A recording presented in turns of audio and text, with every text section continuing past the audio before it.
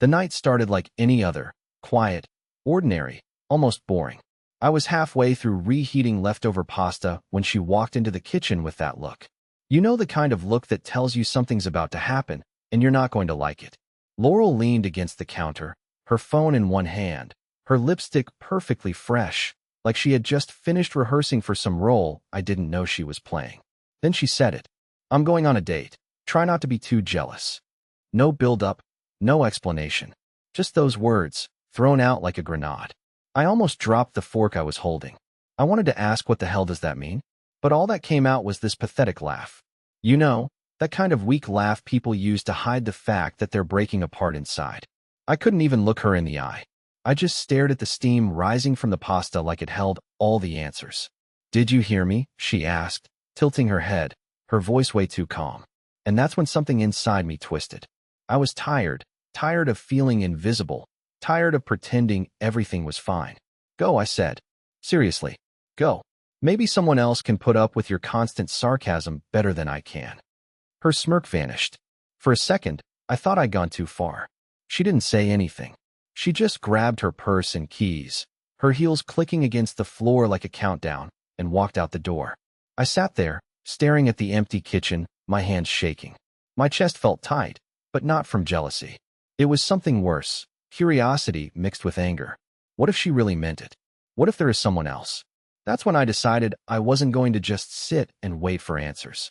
I grabbed my jacket, left my pasta on the table, and followed her. I wasn't even sure what I was doing when I stepped outside. The air was cold enough to bite, and I stood there for a moment, gripping my car keys like they were some kind of weapon. Following your wife like a jealous teenager? It sounded pathetic, but my chest was burning with a mix of fear and fury. She had left just 2 minutes earlier. If I was quick, I could see where she was headed. I started my car, the old engine groaning louder than I would have liked, and pulled out of the driveway without turning on the headlights right away. I felt ridiculous, but my heart was hammering so hard I barely noticed. What was I expecting to find? Some guy waiting for her? A candlelit dinner I wasn't invited to? Or maybe this was all just some game she was playing. Some cruel joke meant to make me feel small. I spotted her car at a red light, the glow of her brake lights cutting through the night like they were calling me out. I kept my distance, 2 cars back, watching her silhouette. She was tapping on her phone, her face lit up by the screen, smiling in a way I hadn't seen in months. That smile, it wasn't for me. I gripped the wheel so tightly my knuckles turned white. She turned right into the older part of town, where the streets were lined with dim streetlights and old brick buildings. I followed, every nerve in my body on high alert. Then, suddenly, she pulled into a parking lot behind a quiet bar I'd never even heard of. The kind of place with one flickering neon sign and no windows. She parked, checked her reflection in the mirror, and got out. I killed the engine and just sat there, frozen. Was I really about to go in and watch this unfold? The thought of walking in there, seeing her with someone else, made me feel like I was going to throw up. But then I saw something that made my stomach drop even harder. She wasn't just meeting someone. She hugged him. A long, too close hug, the kind that spoke louder than any words could. I felt my throat tighten. My first instinct was to storm in, demand answers, scream if I had to. But I didn't. I sat there in my car, gripping the steering wheel so hard my palms hurt, and whispered to myself, "What are you doing, Laurel? What the hell is going on?" Something inside me snapped. I needed proof. I didn't want to be the crazy, paranoid husband who just assumed the worst. I reached into my glove box, grabbed an old disposable camera I'd bought months ago for some camping trip we never took, and I stepped out into the cold night. The bar door creaked as I stepped inside, and the first thing that hit me was the smell: stale beer, cigarettes, and something metallic, like blood but faint enough to make me doubt my senses. It wasn't the kind of bar you take someone on a casual date. It was dark, the kind of dark where the shadows seemed to swallow the corners, and the jukebox in the corner hummed out a song that was way too cheerful for the room. My eyes darted across the tables, scanning every face, and then I saw her. Laurel was sitting in a booth with a man I didn't recognize, leaning close, her laugh soft but unmistakable. That laugh used to be mine. I felt like I'd been punched. For a moment, I just stood there, gripping the cheap camera in my jacket pocket like it was some lifeline. She looked happy. Not the kind of fake happy she gives me when I ask if she's okay, but the real thing, the kind of smile that starts in your eyes. I hated that I recognized it so clearly. The man sitting across from her had this smug look, like he already knew he'd won some unspoken war. He was older than I expected, with a sharp jawline, graying hair, and a watch that looked like it cost more than my car. I sat down at the bar, pretending to be just another lonely guy drowning his Friday night, but my mind was spinning. I wanted to march over there, but some part of me wanted to see how far she'd go. I kept my head down, glancing at the mirror behind the bar to watch them without turning around. She touched his hand. He leaned closer. My chest tightened, and I felt this mix of rage and helplessness building like a storm I couldn't control. Then something strange happened. She got up, excused herself, and walked toward the restroom. The man didn't follow her, but he pulled out his phone. I squinted, trying to see what he was typing, and that's when I saw it, the wallpaper on his phone. It was Laurel, my wife's face, smiling in some candid shot I'd never seen before. My stomach turned to ice. This wasn't casual. This wasn't a maybe. This was something deeper, and I wasn't ready for it. I don't know what came over me, but I got up, walked past their table like I belonged there, and slipped into the hallway near the restrooms. I waited, my heart pounding so hard I could feel it in my fingertips. When Laurel walked out, our eyes met, and for a moment, she froze. The color drained from her face. "What the hell are you doing here?" she whispered, her voice trembling. I didn't answer. I just stared at her, and for the first time, I saw fear. Not annoyance, not anger, but genuine fear. The look on her face that night will haunt me forever. Laurel had always been quick with her words, sharp, clever, never caught off guard. But when she saw me standing in that dim hallway, she looked like a kid caught sneaking out past curfew. Her voice cracked when she said my name, like she wasn't even sure it was me, or maybe she just didn't expect me to follow through on my quiet, pathetic jealousy. I didn't say anything right away. I just stared at her, waiting for some sort of explanation that would make all of this less real. Maybe it was a misunderstanding. Maybe this guy was a cousin I'd never met, or maybe she was just helping a coworker through a breakup. My brain was desperate to grab onto any excuse, but the more I looked at her, the more I realized she wasn't going to give me one. "Everett, what are you doing here?" she repeated, this time softer, almost pleading. "What am I doing here?" I finally said, my voice shaking. "What the hell are you doing here, Laurel? Who is he?" Her eyes flicked toward the bar, toward the booth where the man sat calmly scrolling on his phone, like he didn't have a care in the world. She didn't answer. Instead, she stepped closer, lowering her voice. "You need to leave. Please. You can't be here right now." Something in the way she said that set me on edge. It wasn't guilt, it was fear. She wasn't afraid of me seeing her with another man. She was afraid of something else, something I couldn't place yet. "You're not even going to deny it?" I asked, my voice barely above a whisper. "You're just going to tell me to leave?" Her hand brushed mine, and she leaned closer, whispering, "You don't understand. If he sees you, it's going to get worse. Just trust me and go home." That was the moment I realized something was very wrong. Not just with us, something bigger. The way she said, "if he sees you." Like this guy wasn't just some fling, but someone dangerous. My chest tightened. "Laurel, tell me what's going on," I demanded, trying to keep my voice steady. "Is he threatening you? Is this some—" Before I could finish, the man from the booth appeared in the hallway, his presence like a shadow stretching too far. He was calm, but his eyes were sharp, scanning me like he already knew everything about me. "Who's this?" he asked, his tone almost amused. Laurel stepped in front of me, as if she was protecting him from me, which made my blood boil. "He's leaving," she said quickly. "Everett was just going." "No," I said, stepping around her. "I'm not leaving until someone tells me what the hell is happening here." The man smiled, but it wasn't friendly. "Maybe you should sit down, Everett," he said, like he already owned my name. "Your wife and I have some things to discuss with you." My breath caught in my throat. "We have things to discuss?" I repeated, my voice trembling between anger and disbelief. Laurel's hand was on my arm now, gripping it tight. "Please, just come with me," she whispered. "You don't know what you're walking into." And that's when I realized this wasn't just a matter of infidelity. This was something else entirely, something darker. My gut told me that leaving would be the safer choice, but my pride, my anger, and that gnawing curiosity wouldn't let me walk away. The moment I sat down at that booth, I felt like I had just walked into a trap I couldn't see yet. The man, who still hadn't introduced himself, sat across from me with the kind of posture that made it obvious he was used to being in control. Laurel sat beside him, not me, which cut deeper than I wanted to admit. She wouldn't even look at me directly. Her eyes stayed fixed on the scratched table as if the truth was carved into the wood grain. The stranger smiled, but there was nothing kind about it. "You know, Everett," he said, casually tossing my name around like he'd known me for years. "Your wife has been in a difficult position for a while. We've been working things out together." I clenched my jaw so hard it hurt. "Working things out," I repeated, trying not to let my voice shake. "Is that what we're calling it now? Who the hell are you?" Laurel finally looked at me, her expression a mix of desperation and warning. "Don't do this here," she whispered. "Please, just listen." "No, you listen," I snapped. "I'm not sitting here while some stranger talks about my wife like she belongs to him. Either someone tells me the truth right now, or you what?"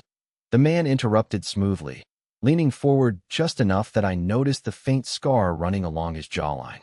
His eyes were calm, but there was something cold in them, something that made my stomach knot. "You're not in control here, Everett. You never were. Laurel didn't tell you everything, did she?" I looked at her, my chest tightening. "Tell me what?" Laurel's hand trembled as she reached for her glass of water. She didn't drink, just held it like it was the only thing keeping her steady. "Everett, I owe him money," she said finally, her voice barely audible.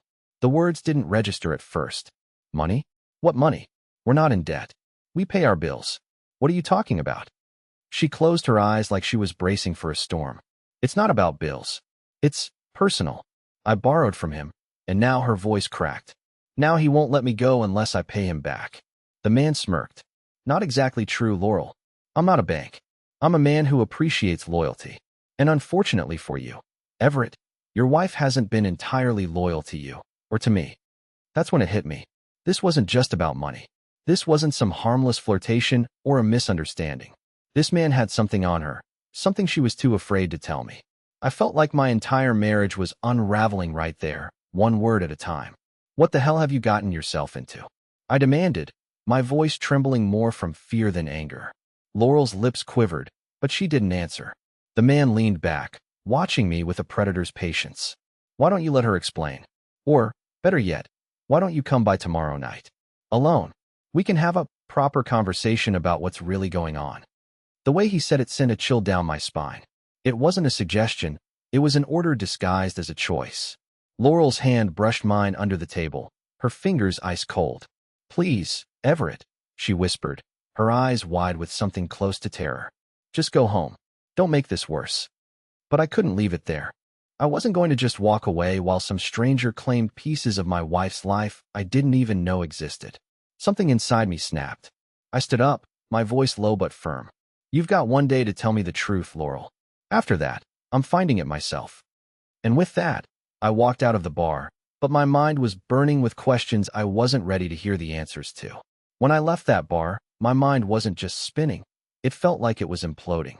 The streets outside were wet from a light rain, and the flickering streetlights made everything look like a scene from a nightmare.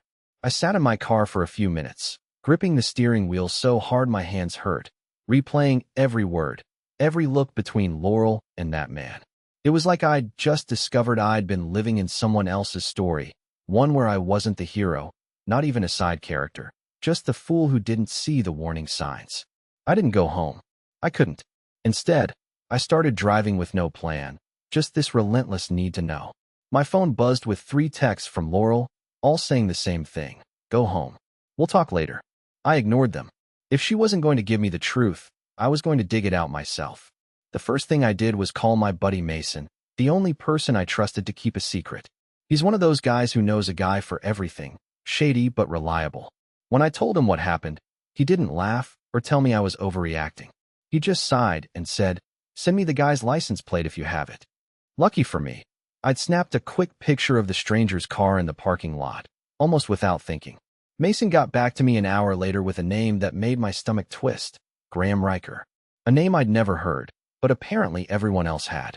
Mason told me he wasn't just some random creep.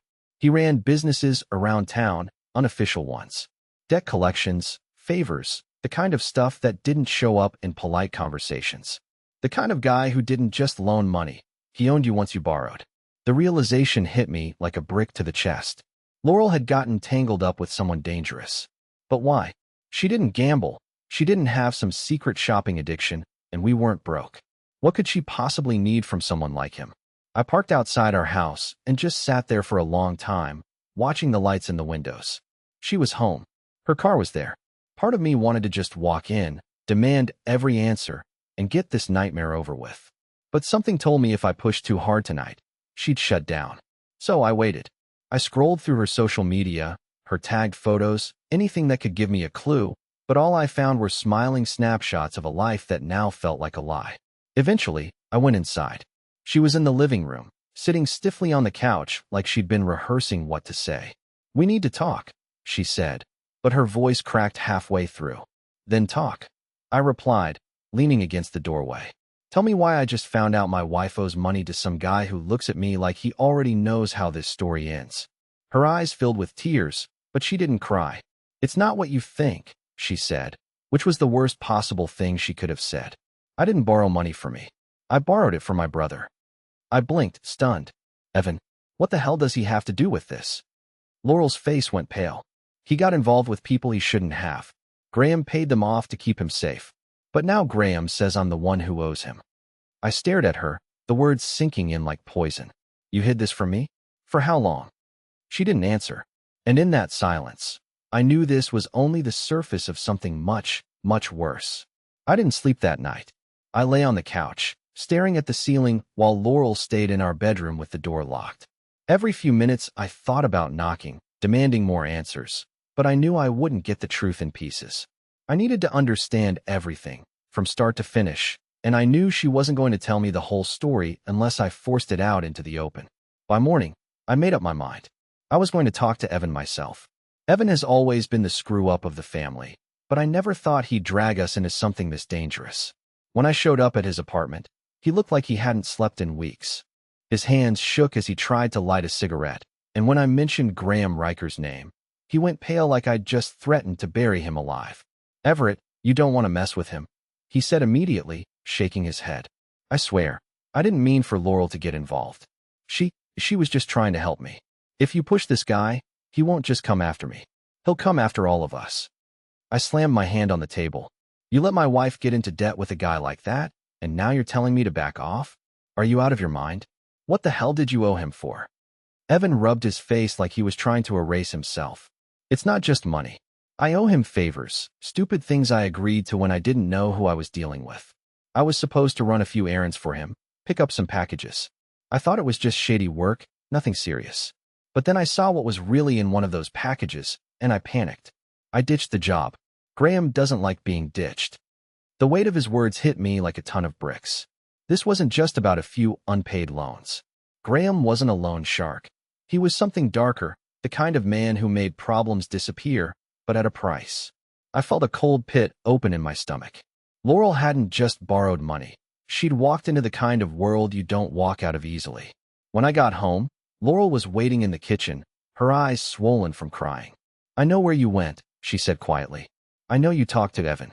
"Yeah, I did." I snapped, unable to hold back my anger anymore. "And now I know just how deep this mess goes. Laurel, why didn't you tell me the truth from the beginning? Why did you go to him instead of me?"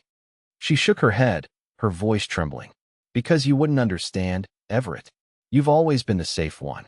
The one who follows rules, who avoids risks. I didn't want you dragged into this. I thought I could fix it myself. But now," she trailed off, her face going pale. "Now what?" I demanded. She looked at me with eyes that seemed to see right through me. "Graham doesn't just want the money anymore. He wants me to do something for him. Tonight." My blood went cold. "What do you mean, something?" Laurel's silence said everything. She wasn't just in debt. She was being used, controlled. And I realized in that moment that if I didn't stop this, I'd lose her, not just as my wife, but as the person I thought I knew. I don't think I've ever felt as alive, or as terrified, as I did that night. Everything in me screamed to walk away, to call the police, to let someone else handle Graham Riker and whatever dark empire he ran. But when I looked at Laurel, standing there in our kitchen with fear etched into every line of her face, I knew I couldn't. I wasn't going to lose her. Not to him. Not to anyone.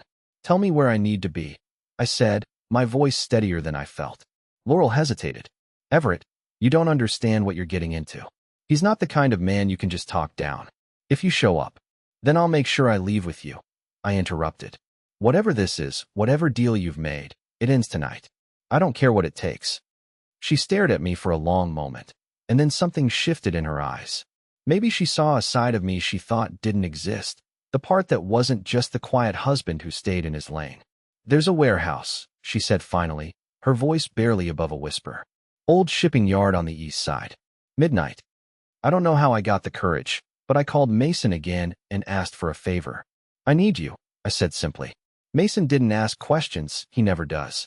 Within an hour, he was parked outside the warehouse with me, his truck idling, headlights off. You sure about this, man? He asked.